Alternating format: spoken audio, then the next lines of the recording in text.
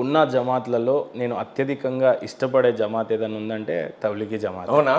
ఈరోజు భారతదేశంలో ఇస్లాం గురించి కానీ, బుర్కా ధరించమని చెప్పడం కానీ, ధర్మం బోధించమని చెప్పింది కానీ, మత మార్పిడి లేకుండా ఉన్న ఇస్లాం సోదరులకు మంచి మార్గంలో నడిపించమని చెప్పింది తబ్లిగీ జమాతి అని నేను బిలీవ్ చేస్తాను. ఒకటి. రెండోది, తబ్లిగీ జమాతి లేకపోయి ఉంటే భారతదేశంలో ఇంకా కోట్ల దొంగలు పెరిగిపోయేవారేమో, తాగుబోతులు పెరిగిపోయే వాళ్ళేమో, లేకపోతే రేపిస్టులు పెరిగిపోయేవాళ్ళేమో, మూర్ఖులు ఎక్కువగా ఉండేవాళ్ళేమో. కానీ మంచిని బోధించి ధర్మ మార్గంలో నడిపించేటువంటి జమాతులలో నాకు తబ్లిగీ జమాత్ అంటే చాలా ఇష్టం. అందుకని మీరు ఆ జమాత్ నుంచి రీప్రజెంట్ చేశారని చెప్పేసి, అంటే ఒక ఫేవరెటిజము అని చెప్పుకోవడానికి ఆ జమాత్ నాకు చాలా ఇష్టం. Thank you. So before going to this, Tablighi Jamaat గురించి, ఫౌండర్ హజరత్ గారి గురించి కానీ, లేదా తబ్లిగీ జమాత్ గురించి చాలామంది హిందువులకు కావచ్చు, ముస్లిం సోదరులకు కావచ్చు, క్రిస్టియన్ సోదరులకు కావచ్చు చెప్పాలంటే మీరు ఏం చెప్తారు? దీని గురించి చెప్పండి.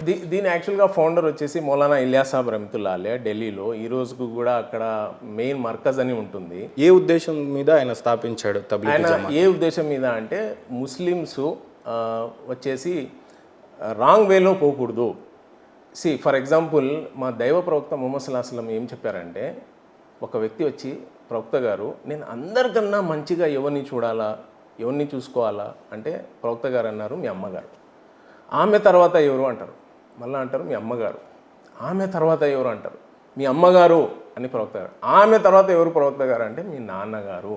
అమ్మ యొక్క స్థానము నాన్న కన్నా 3 రెట్లు ఎక్కువ. 3 రెట్లు ఎక్కువ. ఇప్పుడు మన సమాజంలో ముస్లిం సోదరులు కొంతమంది ఏం చేస్తారు, అమ్మని ఓల్డ్ ఏజ్లో వేసేయడం, లేదంటే వాళ్ళని పట్టించుకోకపోవడం, పెళ్ళి అయిన తర్వాత భార్యని ఎక్కువ చూసుకోవడం, అమ్మని చూసుకోకపోవడం, ఇలాంటి. ఇప్పుడు ఫర్ ఎగ్జాంపుల్ ప్రవక్త గారు, దైవ ప్రవక్త గారు ఏమన్నారంటే, భార్యతో ఎవరు మంచిగా ఉంటే మీరు కనుక్కోవాలనుకోండి, వీడు మంచోడా చెడ్డోడా అంటే వాడు భార్య చెప్పాలా వీడు మంచోడా చెడా అని. మీ సహాబాలు ఏం చేశారంటే, ఆయన కంపానియన్స్ ఏం చేశారు తెలుసా, ఇమ్మీడియట్ ప్రవక్త గారు భార్య ఇంటికి వెళ్ళారు. అమ్మ ఈయన బయట అయితే ప్రవక్త, మరి ఇంట్లో ఎట్లా అంటే అమ్మ అంటది, ఆయన ప్రవక్త గారు ఇంట్లో ఉన్నప్పుడు బట్టలు ఉతుకుతాడు, మేకలకి మేత పోస్తాడు. మొహమ్మద్ ప్రవక్త నేను రోటీలు వేయాలంటే ఆట చేసిస్తారు, ఆయన కసువు ఊరుస్తాడు, నా ప్రతి ఇంటి పనిలో నాకు సహాయం చేస్తారు. అమ్మకి చేదోడు వాదోడుగా ఉంటాడు. అంటే ఇది ఆయన ఆదర్శం. ఇంకా ఫర్ ఎగ్జాంపుల్, మీరు హెల్దీగా ఉన్నారు, మీరు జిమ్కి వెళ్తున్నారు, మీరు ఏదున్నారు, ఒక సండే మీరు ఏం చేయండి అంటే మా చెల్లెల కోసము ఆట పిండి చేసి ఇవ్వండి, ఎంత హ్యాపీ అవుతారో మళ్ళీ చూడండి. వాస్తవం. మేము ఎందుకు చేస్తాం అట్లా? ఎందుకు చేస్తామంటే మాకు దైవ ప్రవక్త అట్లా చేశారు కాబట్టి, ఆయన ఆదర్శం కాబట్టి మేము ఇది వెళ్ళి మా ముస్లిం సోదరులకు చెప్తాం, మా దైవ ప్రవక్త ఇట్లా చేశారండి, నువ్వేంది చిన్న ఉప్పు లేదని ప్లేట్ విసిరేయడం, నువ్వు వచ్చేసి ఇంటి బయట తరమేయడం ఏం చేస్తున్నావు బాబు, నువ్వు ఇట్లా చేస్తే నరకానికి వెళ్తావు. ఎందుకంటే ఖురాన్లో దేవుడు క్లియర్గా ఒక మాట అన్నారు. ఎక్కడంటే మీకు రెఫరెన్స్ చెప్తాను చూడండి, సూరా 4:59, అతివుల్లా అతివుర్ రసూల్. అల్లాను ఫాలో కావాలా, ప్రవక్తను ఫాలో కావాలా. ప్రవక్తను ఎవరైనా ఫాలో కాకపోతే వాడు అల్లాను ఫాలో కానట్టే. ప్రవక్తను కంపల్సరీ ఫాలో కావాలా. సో నువ్వు ఏం చేస్తున్నావు ఇప్పుడు? మీరు ఫస్ట్ వాళ్ళకి మేము చెప్పేది ఏమంటే, కల్మా చదివినంత మాత్రాన నువ్వు స్వర్గానికి పోలేవు, ఇది రాసుకో. నువ్వు అస్సలు పోలేవు. నువ్వు కొన్ని పనులు ఉన్నాయి, అది చేయాలా. అది ఎలాంటి పనులు? దైవ ప్రవక్త ముహమ్మద్ సల్లల్లాహు అలైహి వసల్లం ఏం చెప్పారో ఆ విధంగా చేయాలా. దీంట్లో మెయిన్ 5 క్వశ్చన్స్ ఉన్నాయి, అది తర్వాత మేము డిస్కస్ చేద్దాం. ఇంట్రొడక్షన్ జమాత్ గురించి, తబ్లిగ్ జమాత్లో మేము 5 మెయిన్ క్వశ్చన్స్ మేము బోధిస్తాం అనమాట. అది ఏమంటే, ఇప్పుడే చెప్పండి, like we have to go Tablighi Jamaat గురించి. తబ్లిగీ జమాత్లో మెయిన్ ఏమంటే వీ ప్రీచ్ 5 థింగ్స్ బేసికల్లీ. అంటే వేరే విషయాలు కూడా ఉంటాయి. దైవ ప్రవక్త ఎలా పండుకునేవారు. రైట్ సైడ్ ఈ చేతి ఉంది కదా, ఈ బుగ్గ కింద వేసుకొని రైట్ హ్యాండ్ ఇట్లా వేసుకొని ఇట్లా నిద్రపోయేవారు. కడుపు మీద నిద్రపోయేవాడు కాదు ఆయన. ఓకే, రైట్ సైడ్ పండుకునేవాడు. ఇంకా తినే దాంట్లో ఏం చెప్పారు, నీకు ఆకలి వేస్తేనే తిను. There is no lunch, dinner or breakfast concept in Islam. 1400 years ago, beloved our Prophet Muhammad sallallahu alaihi wasallam, peace be upon him, he said, మీకు ఆకలి వేసినప్పుడే తినండి, తినేటప్పుడు కూడా కడుపు నిండా తినద్దు, ఇంకా ఆకలి ఉందంటేనే నువ్వు ఆపే. ఇది హదీస్లో రాసింది 1400 years ago. నేను ఇప్పుడు ఏదో చెప్పడం కాదు. Sahih Bukhari, Sahih Muslim books ఉన్నాయి కదా, దైవ ప్రవక్త ఆయన క్షణక్షణం రాసి ఉన్నారు. యాక్చువల్గా it is not even 1 minute has been missed, అట్లా రాసి ఉన్నారు ఆయన. అంటే just give an example to the extreme. ఆయన ఏం చేశారు, గుర్రంలో వెళ్ళేటప్పుడు ఒక చోట కొమ్ము ఉంటే ఆయన ఇట్లా తల వంచి వెళ్ళారు, అది కూడా రాసి ఉన్నారు. అంటే ఆయనకు ప్రేమించే వాళ్ళు అట్లా ఉన్నారు. సో ఏం చేశారంటే ప్రవక్త గారు ఏం చేస్తున్నారు అది చేయడం కరెక్ట్. ఇంకోటి ఏమంటే 5 విషయాలు మేము బోధిస్తాం. ఫస్ట్ ఏమంటే ప్రతి మానవుడు ఆది నుంచి 2025 వరకు ఇంకా ప్రళయ దినం వరకు ఎవరెవరు వస్తారో దైవ ప్రవక్త ముహమ్మద్ సల్లల్లాహు అలైహి వసల్లం ఏం చెప్పారంటే 5 విషయాలు చెప్పకుండా ఏ మనిషి కూడా 1 ఇంచు కూడా కదలలేడు. 1 ఇంచు, వాడు రాజైనా వాడు నార్మల్ సాదాసీదా మనిషి అయినా ఎవడైనా ప్రవక్తలైనా ఎవరైనా ఆ 5 questions ఆన్సర్ చేయాల్సిందే. ఇది మెయిన్ మేము తబ్లీగ్ జమాత్లో బోధించేది. ఫస్ట్ క్వశ్చన్ ఏంటంటే యవ్వనాన్ని ఎక్కడ స్పెండ్ చేసావు, where you have spend your young age. Sir నేను చదివాను, నేనేం జాబ్ చేయడం లేదు, ఊరికే తిరుగుంటున్నా, అమ్మ నాన్నల మీద డిపెండ్ ఉన్నా, ఇది నువ్వు చేసావనుకో ఆ రోజు చెప్పాల్సి వస్తుంది. లేదు నేను హెల్ప్ చేస్తున్నా, నాన్నకి హెల్ప్ చేస్తున్నా, మదర్కి నేను హెల్ప్ చేస్తున్నా, నేను సపోర్ట్ చేస్తున్నా అంటే ఆ రోజు కూడా నువ్వు చెప్పాల్సింది. ఆ రోజు ఏమంటే నువ్వు ఒకవేళ ఇక్కడ అబద్ధాలు ఆడేది నీకు అలవాటు ఉంటుంది, అక్కడ నువ్వు అబద్ధాలు ఆడినా నీ చెయ్యి చెప్తుంది ఆ రోజు. నువ్వు ఆ ఫలానా రోజు నీ తప్పు పని ఈ చేత్తో చేసావు, అప్పుడు మనిషి అంటాడంట నా చెయ్యి నా అగేన్స్టే ఏంది ఇది ఇట్లా చెప్తుందంటే అప్పుడు నీకు ఎలా ప్రపంచంలో మాట్లాడే శక్తి ఇచ్చాడో దేవుడు ఈరోజు నీ కాలు చెప్తుంది నేను ఆ రోజు నడుచుకుంటూ పోయినా ఆ తప్పు పడి చేయడానికి. నువ్వు ఆ రోజు ఈ విధంగా ఆమెను కొట్టావు, ఈ ఫింగర్స్ చెప్తాయి ఆ రోజు నువ్వు ఈ తప్పు పని చేసావు అని. అక్కడ మనిషి అబద్ధం ఆడడానికి సంబంధమే కాదు. అండ్ ఇంకోటి ఏంది, వాడు 1 ఇంచు కదలలేడు without answering these 5 questions. These are very important question. దీనిపైనే మొత్తం తబ్లీగ్ జమాత్ మనది డిపెండ్ ఉంది. నంబర్ 1 ఎంగేజ్లో ఏం చేసావు. నంబర్ 1 ఎంగేజ్లో ఏం చేసావు. ఫర్ ఎగ్జాంపుల్ ఇప్పుడు నేను ఒక MNCలో పని చేస్తున్నా, నేను చెప్తాను సార్ నేను పని చేసేవాడిని, like my have my salary and I'm supporting my family and all that. So నేను చెప్తాను అది క్లియర్.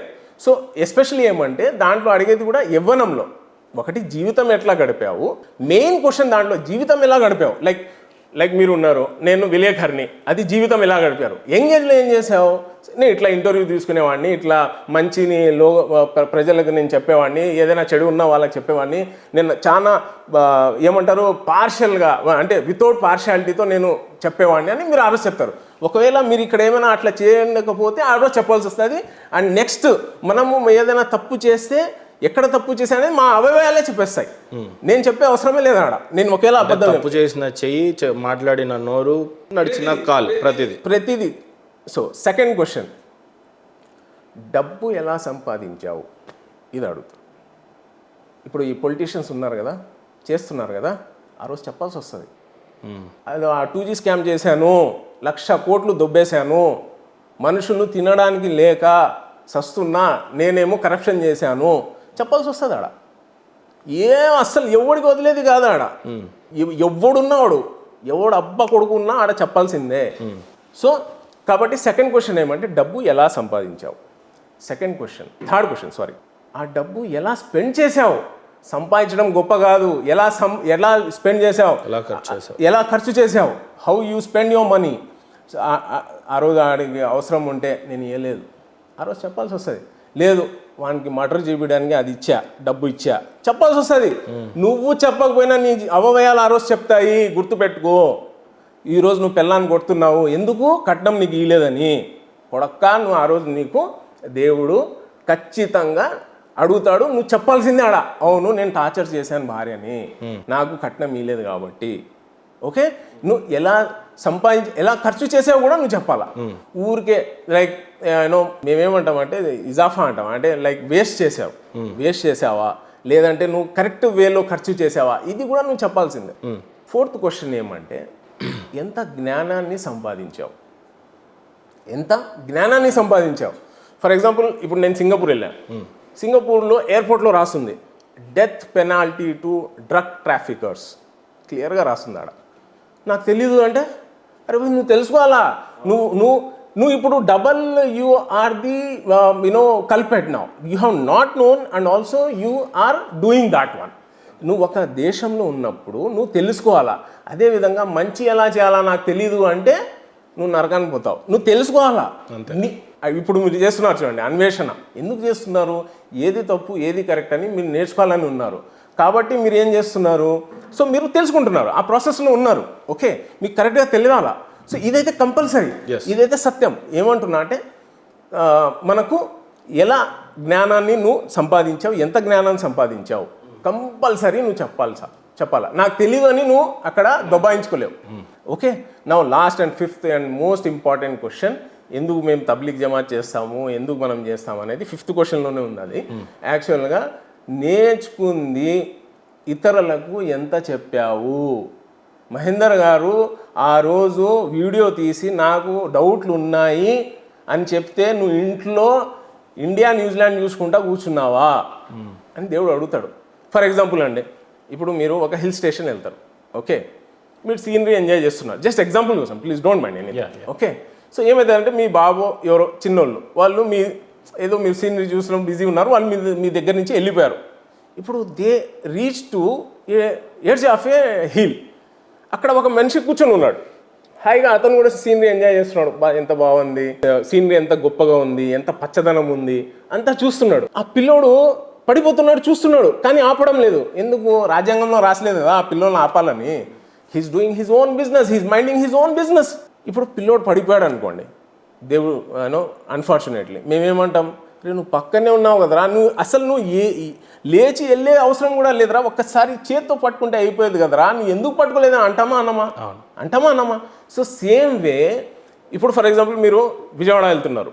ఓకే, హైవేలో అక్కడ ముందు ఏదో పెద్ద యాక్సిడెంట్ అయింది. ఓకే, అందరు రిటర్న్ వస్తున్నారు. మీకు ఒక్కరు ఎవరైనా చెప్పేసి ఉంటే రే బాబు ఆడ యాక్సిడెంట్ అయింది మీరు వెళ్ళిపోండి అంటే మీరు వెళ్ళిపోయారు. మీకు ఎవరు చెప్పకుండా వెళ్ళిపోయి మీరు అక్కడ వెళ్ళి యాక్సిడెంట్ చూస్తే మీరు ఏమంటారు? ఇన్ని నా కొడుకులు వెళ్ళాం ఒక్కడు కూడా చెప్పలేదని చెప్తారా చెప్పరా మీరు? ఎనీ ప్రమాదం పొంచి ఉంది అని వాడు చెప్పలేనప్పుడు అక్కడ బ్లాక్ ఉంది. ఇప్పుడు అక్కడ ముందు బ్లాక్ ఉంది కాబట్టి మీరు వెళ్ళలేరు. ఇంకా అడు రిటర్న్ వచ్చేవాడు ఒక్కడు చెప్పింటే నేను అంత దూరం వెళ్ళేవాడు కాదు కదా. సో ఆ విధంగా మనకు ఎంత నాలెడ్జ్ ఉందో అందుకే నేను చెప్పాను. మా ఖలీఫా, సెకండ్ ఖలీఫా ఏమన్నారంటే, ప్రపంచంలో ఒకవేళ ప్రళయ దినం రోజు ఒక అనౌన్స్మెంట్ అవుతుంది, అందరూ స్వర్గాన్ని వెళ్తున్నారు, ఒక్క వ్యక్తి నరకానికి వెళ్తున్నారు, నేను కావచ్చు అని. మా సెకండ్ ఖలీఫా సయ్యదనా హజరత్ ఉమర్ రజియల్లాహు తఆలా ఆయన్ని చూసి క్రూసైడర్స్ జెరూసలేం హ్యాండ్ ఓవర్ చేశారు ఆయనకు. ఆయనకు జస్ట్ చూసి ఓకే, అది long story, I will tell you later some time. So ఏమవుతుందంటే ఆయన అలాంటి వ్యక్తి ఏమంటారంటే, ఒకవేళ అనౌన్స్మెంట్ అయిందనుకో అందరు నరకానికి వెళ్తున్నారు, ఒక్క వ్యక్తి స్వర్గం వెళ్తున్నారు, అది నేను కావచ్చు. మేము నేర్చుకున్న దాన్ని మేము కన్ఫర్మ్ అనుకొని కూర్చోకూడదు.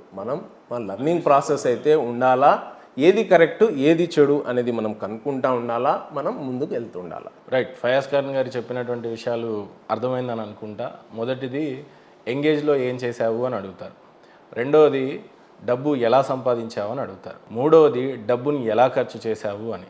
నాలుగవది జ్ఞానాన్ని సంపాదించడం కూడా ఒక బాధ్యతగా కూడా ఎంత సంపాదించావు అనేది ఒక బాధ్యత. సంపాదించిన జ్ఞానాన్ని ఎంతవరకు పంచావు, ఎంతవరకు బోధించావు అనేది పాయింట్. రైట్. ఇవి 5 సూత్రాలు తబ్లిగీ జమాత్లో నుండి ఉన్నటువంటి 5 మేజర్ ఇంపార్టెంట్ రోల్. ఇదే పట్టుకొని మనం ఏమంటే, ఎవరైతే ఇంకా దీంట్లో ఏమేమి వస్తాయంటే ఈ నాలెడ్జ్ మీరు అని చెప్పారో, ఇప్పుడు ఆ నాలెడ్జ్ మా దైవ ప్రవక్త, ఎందుకంటే ఖురాన్లో అల్లా చెప్పేశారు అతిఉల్లా అతిউ రసూల్, నన్ను ఫాలో కాండి నా ప్రవక్తను ఫాలో కాండి. ఇప్పుడు ప్రవక్త గారు ఏమేమి చేశారో అది మేము వెళ్ళి చెప్తాం. రే బాబు గుట్కా తాగద్దు, తినకూడదు, అదే సారీ నేను ఎప్పుడు యూజ్ చేయలేదు కాబట్టి నాకు. ఓకే, సో ఇట్లా అంటే ఏదైనా అతనిలో ఏది బ్యాడ్ ఉందో that we will tell him that ప్రవక్త ఇట్లా చేసేవారు కాదురా బాబు. So this is the way you have to lead your life అనేది మేము చెప్తాము. మత మార్పిడి అనేది తబ్లిగీ జమాత్ చేస్తుందా చేయదా?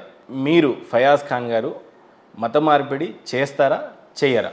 భారతదేశంలో ఇంతవరకు ఫయాజ్ ఖాన్ గారు మత మార్పిడికి పూనుకున్నారా? లేదు ఇస్లాం పాటిస్తున్నటువంటి సోదరులకు ఇస్లాం మాత్రమే బోధిస్తున్నారా?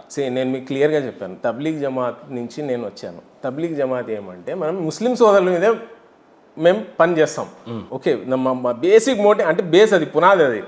ఇంకా వాళ్ళు ఆల్రెడీ ముస్లిం, మళ్ళీ వాళ్ళకి ముస్లిం చేసేది ఏం లేదు. లేదు, హిందువులను కానీ క్రిస్టియన్ కానీ వేరే ఇతర మతస్థులను మీరు మత మార్పిడి చేయడం కానీ లేదు ప్రలోభం కానీ ఏమన్నా పెట్టారా? లేదండి, లేదు.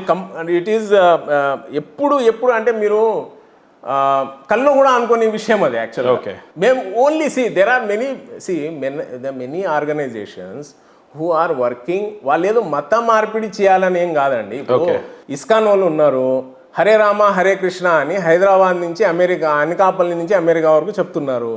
ఎందుకంటే ఆ దేశాల్లో వాళ్ళని అలో చేశారు కాబట్టి వాళ్ళు చెప్తున్నారు. ఓకే, సో కాబట్టి వేరే ఆర్గనైజేషన్స్ చేస్తుండొచ్చేమో, కానీ తబ్లీగ్ జమాత్ అయితే మనం ఓన్లీ ముస్లిమ్స్లోనే పనిచేస్తారు. Only Muslim, the only, I'm telling you, the only. There is nothing out side anything. ఎందుకంటే మసీద్లోనే మనం ఎక్కువగా స్పెండ్ చేస్తాం కాబట్టి, మసీద్లోనే ఉంటాం కాబట్టి ఒక కంఫర్ట్ జోన్. అంటే అట్లా అని మన హిందూ సోదరులు క్రిస్టియన్ సోదరులు రాకూడదని కాదు. They most welcome, they have to come, they will come. మేము ఇఫ్తార్ పార్టీ ఇస్తాం, మీరు రండి, అదే ఇష్యూ కాదు. జస్ట్ ఐఎమ్ టెల్లింగ్ కే Tabligh Jamaat, particularly Tabligh Jamaat, we work only with the Muslims.